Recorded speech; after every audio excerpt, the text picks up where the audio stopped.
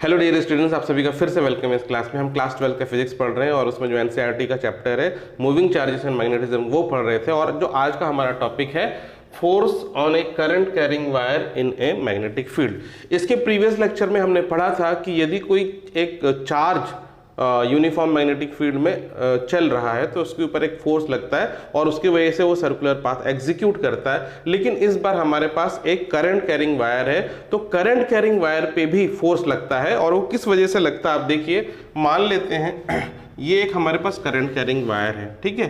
तो ये इसको हम थोड़ा इसका एक्सपेंडेड फॉर्म बना रहे हैं, थोड़ा सा बड़ा फॉर्म बना रहे हैं वायर का, ताकि आपको समझ में आए। तो ये जो है एक वायर है और इसमें जो करंट का डायरेक्शन है ये है, इस तरफ करंट आई इसमें फ्लो हो रहा है, इसको हम कैपिटल आई से रिप्रेजेंट कर रहे हैं। और ये एक करंट कैरिंग वायर है, इसका कुछ लेंथ है, लेट से इसका जो लेंथ है ये है ए। और ये देखिए एक वायर है, ये एक सिलेंड्रिकल शेप में है, तो इसका कुछ क्रॉस सेक्शन भी होगा, इसको हमने बोल दिया कैपिटल ए, ठीक है। अब देखिए ये जो वायर है, करंट यहाँ फ्लो हो रहा है, किस वजह से फ्लो हो रहा है? It is due to the flow of charges. और यहाँ पे क्या चार्ज होगा? यहाँ पे इलेक्ट्रॉन फ्लो हो रहा है।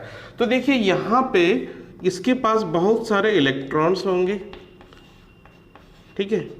ये कंडक्टर है, कंडक्टर के पास इलेक्ट्रॉन होंगे। यदि करंट इस तरफ राइट की तरफ मूव हो रहा है, इसका मतलब है ये जो इलेक्ट्रॉन इस तरफ जा रहे होंगे टुवर्ड्स लेफ्ट, ठीक है। और ये इलेक्ट्रॉन किस वेलोसिटी से जा रहे होंगे? आप करंट इलेक्ट्रिसिटी वाले चैप्टर में पढ़ चुके हैं। इनकी जो वेलोसिटी होती है जब करंट इसमें मूव होता है, तो ये जो जिस वेलोसिटी से मूव होते हैं उसको हम बोलते हैं ड्रिफ्ट वेलोसिटी, यानी उसको वीडी से हम रिप्रेजेंट करते हैं। तो ये सभी इलेक्ट्रॉन ड्रिफ्ट हो रहे हैं, यानी जो एवरेज वेलोसिटी है वो होती है ड्रिफ्ट वेलोसिटी। तो ड्रिफ्ट वेलोसिटी से मूव हो रहे हैं। अब यहाँ पे देखिए हमने मैग्नेटिक फील्ड इसके चारों ओर रखा है, और मैग्नेटिक फील्ड का डायरेक्शन कैसा है? मैग्नेटिक फील्ड का डायरेक्शन है perpendicular to the board, inside the board. तो हमें पता है यहाँ पे देखिए ये इलेक्ट्रॉन क्या है? नेगेटिव चार्ज है। जब हम नेगेटिव चार्ज के लिए राइट हैंड पाम रूल लगाते हैं तो वेलोसिटी के अपोजिट डायरेक्शन में आप अपने पाम को रखते हैं। तो वेलोसिटी इधर है तो मैं इस डायरेक्शन में अपने पाम को रखूंगा और मैग्नेटिक फील्ड के तरफ अपने पाम को मोड़ूंगा तो अंगूठा ऊपर की तरफ जा रहा है। तो मतलब इस चार्ज को ऊपर की तरफ फोर्स लग रहा है, ये जो इलेक्ट्रॉन है इसको ऊपर की तरफ फोर्स लग रहा है। तो देखिए फोर्स का जो एक्सप्रेशन है हम कैसे लिखते हैं? फोर्स यहाँ हम मान लेते हैं अभी एक इलेक्ट्रॉन पे कितना फोर्स लग रहा है, ठीक है। तो इसको मैं यहाँ लिख लेता हूँ, तो फोर्स ऑन वन इलेक्ट्रॉन। तो ये फोर्स को हम स्मॉल एफ से डिनोट कर रहे हैं, ये वेक्टर क्वांटिटी है। तो ये हो जाएगा देखिए minus E V cross B, ठीक है। देखिए यहाँ पे हम माइनस ई लिख रहे हैं, ई है इलेक्ट्रॉन का चार्ज और माइनस का मतलब इलेक्ट्रॉन का नेगेटिव चार्ज होता है, इसलिए हम यहाँ पे इसको माइनस लिख रहे हैं। अगर पॉजिटिव चार्ज होगा तो उस केस में यहाँ पे प्लस साइन आ जाएगा। तो माइनस साइन रिप्रेजेंट कर रहा है कि जो चार्ज है हमारा वो नेगेटिव चार्ज है। तो ये जो फोर्स है इस इलेक्ट्रॉन पे लग रहा है, ठीक है। तो ये तो हुआ फोर्स ऑन वन इलेक्ट्रॉन, लेकिन इस कंडक्टर के अंदर केवल एक ही इलेक्ट्रॉन तो होगा नहीं, इसके अंदर बहुत सारे इलेक्ट्रॉन आएंगे। तो हम मान लेते हैं let total number of electrons is equal to capital N, ठीक है।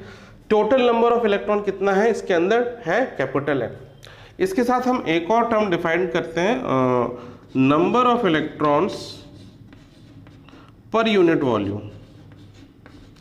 पर यूनिट वॉल्यूम हम ऐसा भी डिफाइन करते हैं, इसको स्मॉल एम से रिलेट करते, स्मॉल एन से रिलेट कर रहे हैं। कैपिटल एन इस टोटल में कितना इलेक्ट्रॉन है, स्मॉल एन इसके पर यूनिट, एक यूनिट के वॉल्यूम में कितना इलेक्ट्रॉन होगा, ये होगा small N.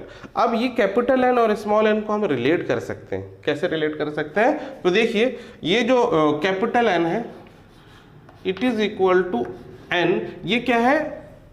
Number of electrons per unit volume. एक यूनिट वॉल्यूम का इतना वॉल्यूम है तो इतना नंबर ऑफ इलेक्ट्रॉन है, तो 2 यूनिट वॉल्यूम का कितना होगा नंबर ऑफ इलेक्ट्रॉन, इसमें 2 मल्टीप्लाई कर देंगे। तो जितना वॉल्यूम होगा उसको मल्टीप्लाई कर देंगे तो उस वॉल्यूम का नंबर ऑफ इलेक्ट्रॉन निकल आएगा। ये number of electron per unit volume है, तो इसके पूरे वायर के वॉल्यूम में कितना इलेक्ट्रॉन होगा, तो इस पूरे वायर के वॉल्यूम को इस number of electron per unit volume से मल्टीप्लाई कर देंगे तो टोटल नंबर ऑफ इलेक्ट्रॉन आ जाएगा, और total number of electron capital N है, तो इसको मतलब है हम कैपिटल एन को ऐसे भी लिख सकते हैं एन इंटू वॉल्यूम।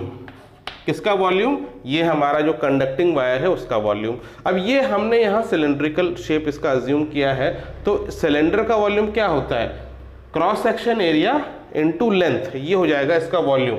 तो आप इसको ऐसे भी लिख सकते हैं N A L, cross section area और इसका लेंथ मल्टीप्लाई करेंगे तो वॉल्यूम मिल जाएगा। तो ये हमें मिला total number of electrons inside this conductor. तो अब ये देखिए, ये जो हमारा फोर्स था ये तो था एक इलेक्ट्रॉन के ऊपर कितना फोर्स लग रहा है, तो इसके अंदर जो सारे इलेक्ट्रॉन के ऊपर फोर्स लग रहा होगा वो हम कैलकुलेट करेंगे, और उसी फोर्स की वजह से इस पूरे वायर पे फोर्स लगेगा। अब इलेक्ट्रॉन तो इसके अंदर है ना, हर इलेक्ट्रॉन पे फोर्स लग रहा है मैग्नेटिक फील्ड की वजह से, तो हम कह सकते हैं कि पूरे कंडक्टर पे एक फोर्स लग रहा है मैग्नेटिक फील्ड की वजह से। ठीक है, तो ये charge force on one electron है, तो टोटल फोर्स को हम कैपिटल एफ से रिप्रेजेंट कर लेते हैं। तो जितने इलेक्ट्रॉन हैं उन सभी पे जो फोर्स लगेगा उसको हम कहेंगे force on this wire, and this will be equal to N into F. ठीक है, total number of electron into force of one electron, इससे टोटल फोर्स निकल आएगा। अब ये जो एन की ये वाली वैल्यू हम ये पुट कर लें इसमें, ये क्या हो जाएगा? स्मॉल एन ए एल, और जो फोर्स का एक्सप्रेशन है ये वाला यहाँ से आप ले लेंगे, तो ये देखिए ये क्या हो जाएगा? माइनस ई, इस तरीके से लिखिए, माइनस ई ब्रैकेट में वी क्रॉस बी, ये हमने लिखा। ठीक है, तो ये एक्सप्रेशन यहाँ से इक्वेशन 1 से इसमें हमने लिखा। अब यहाँ देखिए, ये देखिए क्या, ये जो टर्म है A N A L E, ये स्केलर टर्म है, और इसमें जो वेलोसिटी और मैग्नेटिक फील्ड ये एक वेक्टर टर्म है। तो हम स्केलर टर्म को आगे पीछे कर सकते हैं, जो भी स्केलर टर्म है उसको हम आगे पीछे करेंगे तो ये पूरे जो एक्सप्रेशन उसमें फर्क नहीं आएगा। तो हम क्या कर रहे हैं, ई को बाहर निकालेंगे, एल को अंदर कर लेंगे, तो इसी एक्सप्रेशन को हम ऐसे भी लिख सकते हैं एन ए ई, इसको हमने बाहर निकाला और एल को अंदर ले जाएंगे, तो ये माइनस साइन ऐसे ही है यहाँ पे, और ये एल फिर वी क्रॉस बी, इस तरीके से हम लिखते हैं। तो ये एक एक्सप्रेशन आया।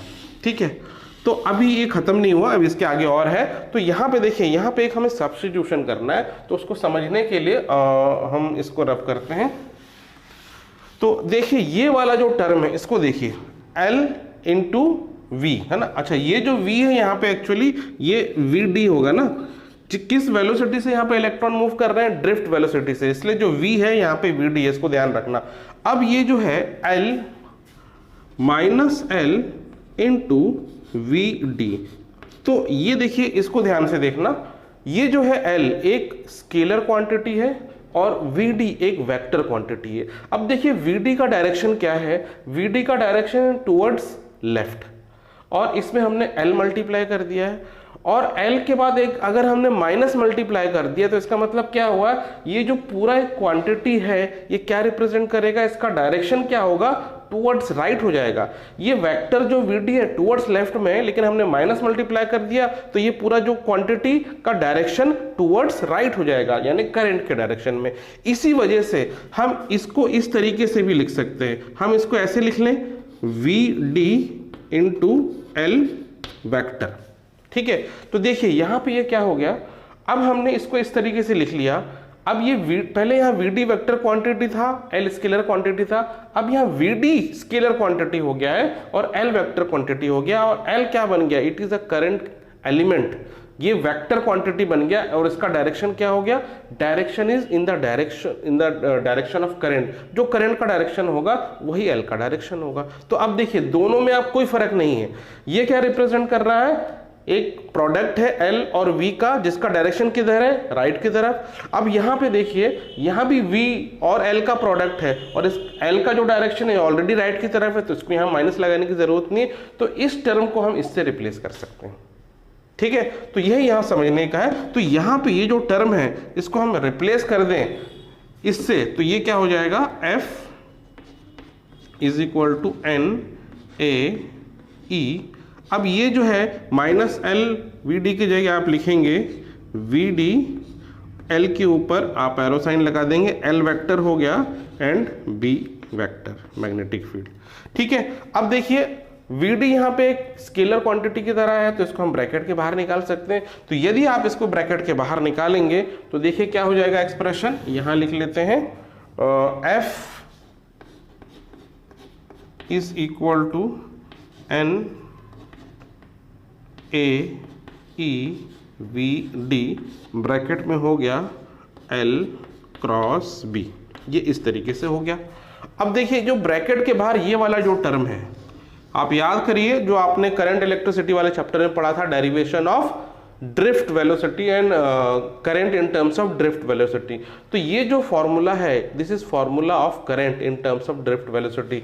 तो इस एक्सप्रेशन की जगह हम लिख सकते हैं करंट। ये पूरा जो है एक्सप्रेशन क्या रिप्रेजेंट कर रहा है, ये जो करंट फ्लो हो रहा है वायर में, यही है ये चीज। तो ये फॉर्मूला आप देखिए सिंप्लीफाइड फॉर्म में हो गया, this force is equal to I and bracket में एल क्रॉस बी। तो ये फॉर्मूला बना और यही है फाइनल एक्सप्रेशन। तो इस वायर पे जिसमें कि करंट फ्लो हो रहा है आई, जिसका लेंथ है एल, और ये एक बी मैग्नेटिक फील्ड में रखा है, तो उसके ऊपर फोर्स कितना लगेगा, this force is equal to I into L cross B. ठीक है, तो यहां पे लेंथ और मैग्नेटिक फील्ड का क्रॉस प्रोडक्ट है और लेंथ का डायरेक्शन वही होगा जो यहाँ पे करंट का डायरेक्शन है। ठीक है, समझ में आया? तो ये एक्सप्रेशन आप इसको नोट कर लो। अब यहाँ पे दो कंडीशन आप बना सकते हैं क्योंकि ये क्रॉस प्रोडक्ट है। तो देखिए इफ थीटा इज 0 डिग्री और 180 डिग्री, ठीक है, थीटा का मतलब है angle between current carrying element यानी एल एंड मैग्नेटिक फील्ड। इनके बीच में यदि 0 डिग्री हो गया तो ये देखिए ये क्रॉस प्रोडक्ट है, इसका एक्सपेंशन क्या होगा, F I L B sine theta. तो F is equal to I L B sine theta, इस तरीके से आप इसका एक्सपेंशन करेंगे तो इसका मैग्नीट्यूड आ जाएगा फोर्स का। लेकिन यदि थीटा 0 है या 180 डिग्री है तो इस केस में फोर्स हो जाएगा 0, फोर्स हो जाएगा 0। तो यदि आपने इस करंट कैरिंग वायर को मैग्नेटिक फील्ड के डायरेक्शन में रख दिया है या उसके अपोजिट डायरेक्शन में रखा है तब फोर्स 0 हो जाएगा। ठीक है, तो ये एक कंडीशन है। दूसरी कंडीशन क्या हो गई, इफ थीटा इज 90 डिग्री यानी ये करंट कैरिंग एलिमेंट है मैग्नेटिक फील्ड के परपेंडिकुलर है, उस केस में क्या हो जाएगा, मैक्सिमम फोर्स लगेगा और उस केस में ये फोर्स हो जाएगा simply I L B. Because sine 90 की वैल्यू 1 होती है तो ये सिंपली आई एल बी हो जाएगा और यही मैक्सिमम फोर्स है। तो ये दो कंडीशन है। ठीक है, तो अब देखिए ये इस फोर्स के ऊपर अभी हम एक न्यूमेरिकल करेंगे, उससे आपको थोड़ी और क्लैरिटी बन जाएगी। तो अब देखते हैं इसके ऊपर एक न्यूमेरिकल। तो देखिए अब ये क्वेश्चन है, इसको हम एक बार पढ़ लेते हैं। क्या लिखा है, a straight wire of mass 200 gram and length 1.5 meter carries a current of 2 ampere. It is suspended in mid-air by a uniform horizontal magnetic field B. Find its value. तो देखिए यहाँ पे एक क्वेश्चन आपको दिया है और यहाँ पे एक वायर है 1.5 मीटर लेंथ का जिसका मास भी दिया हुआ है 200 ग्राम है, वो हवा में तैर रहा है, लटका हुआ है मैग्नेटिक फील्ड की प्रेजेंस में। तो आपको बताना है कि मैग्नेटिक फील्ड की वहाँ वैल्यू कितनी, स्ट्रेंथ कितनी है। तो इसको समझने के लिए ऐसा समझिए, मान लेते हैं ये ग्राउंड है, ये जो है ये जो लेवल है ग्राउंड का लेवल है। ठीक है, इसको इस तरीके से बना लेते हैं। तो ये जो है ये ग्राउंड है और यहाँ पे देखिए इसके इस ग्राउंड के पैरेलल यहाँ पे क्या लिखा, हॉरिजॉन्टल यूनिफॉर्म मैग्नेटिक फील्ड, इसके पैरेलल यानी परपेंडिकुलर टू द बोर्ड। तो ग्राउंड का पैरेलल हो जाएगा, ये ग्राउंड है, इसके पैरेलल हम परपेंडिकुलर ऐसे भी बना सकते हैं और ऐसे भी बना सकते हैं। तो मैं ये भी बना रहा हूँ, ये पूरा जो है ये पूरा ग्राउंड है, यहाँ से ये पूरा ग्राउंड है। तो यानी बोर्ड के परपेंडिकुलर मैग्नेटिक फील्ड है इस ग्राउंड के ऊपर। ठीक है, अब यहाँ पे एक करंट कैरिंग वायर रखा है, तो हम ये वायर यहाँ बना लेते हैं। ठीक है, ये करंट कैरिंग वायर है। अब इस करंट कैरिंग वायर का लेंथ दिया है 1.5 मीटर, 1.5 मीटर लेंथ है और इसका मास है 200 ग्राम। 200 ग्राम को आप केजी में कन्वर्ट कर देंगे 0.2 केजी हो जाएगा। तो ये देखिए, ये जो हवा में जो लटका है, ये करंट कैरिंग वायर है, इसको ग्रेविटी नीचे खींचेगी बाय फोर्स mg। ठीक है, ग्रेविटी नीचे खींच रही है, लेकिन ये नीचे नहीं आ रहा, हवा में लटका हुआ है, मतलब इसको बैलेंस करने के लिए ऊपर की तरफ भी कोई फोर्स लग रहा होगा। तो ऊपर की तरफ कौन सा फोर्स लगेगा? मैग्नेटिक फोर्स लगेगा, Fm। ठीक है, तो यहाँ पे देखिए ये करंट कैरिंग वायर है और यहाँ मैग्नेटिक फील्ड जो है B है। तो करंट कैरिंग वायर पे जो फोर्स लगता है उसका फॉर्मूला हमको पता है, ये Fm क्या हो जाएगा, I L क्रॉस B। ठीक है, तो यहाँ पे देखिए ये फॉर्मूला है I L क्रॉस B। अब सबसे पहली बात, इसमें करंट का डायरेक्शन क्या होगा? तो करंट का डायरेक्शन होगा टुवर्ड्स राइट। क्यों टुवर्ड्स राइट होगा? क्योंकि ये जो करंट का डायरेक्शन है यही L का डायरेक्शन होगा। तो L क्रॉस B करेंगे तो क्या डायरेक्शन मिलेगा? तो ये L का डायरेक्शन है, आप पाम को L के डायरेक्शन में रखेंगे इस तरफ, और फिर परपेंडिकुलर टू दी बोर्ड है, हाथ कैसे मोड़ेंगे पाम को, तो आपका थंब ऊपर जा रहा है, तो इसको जो फोर्स ऊपर लगेगा। ठीक है, अगर ये करंट इस डायरेक्शन में हो गया तो फोर्स नीचे लगेगा, तो ये वहां रुक नहीं पाएगा, ये और स्पीड से नीचे गिरेगा। तो ये यहाँ पे बैलेंस्ड है, हवा में लटक रहा है, इसका मतलब है करंट इस डायरेक्शन में है और ऊपर की तरफ इसको फोर्स लग रहा है। ठीक है, अब देखिए इसमें क्या लिखा है, it is suspended in mid air. अब ये जो फोर्स है कितना लग रहा होगा? ये फोर्स उतना ही लगेगा जितना mg लग रहा है। तो यानी यहाँ पे Fm should be equal to mg। तो ये जो Fm है इसकी जगह आप लिख सकते हैं mg। ठीक है, और इधर क्या हो गया I। अब देखिए L और B के बीच एंगल कितना है? L है वायर का लेंथ जो है उसका डायरेक्शन, और मैग्नेटिक फील्ड Z एक्सिस में, इनके बीच 90 डिग्री होगा। तो यहाँ 90 डिग्री हो गया इनके बीच, तो यहाँ मैक्सिमम फोर्स होगा और ILB हो जाएगा, sin 90 की वैल्यू 1 है। अब यहाँ पे m की वैल्यू आपको पता है, दिस इज 0.2 kg हो गया। अब सिंप्लिसिटी के लिए g की वैल्यू हम 10 ले रहे हैं, है ना, यहाँ कुछ मेंशन नहीं है, तो कैलकुलेशन सिंप्लीफाई करने के लिए हम g की वैल्यू 10 मीटर पर सेकंड स्क्वायर ले रहे हैं। I दिया हुआ है 2 एम्पियर, L दिया है 1.5। अब आपको B निकालना है, तो बस इसको सिंप्लीफाई कर लो। तो देखिए ये कितना हो गया, 2.2 इंटू 10 2 हो गया, इस 2 से कट जाएगा, तो B की वैल्यू सिंपली आ जाएगी,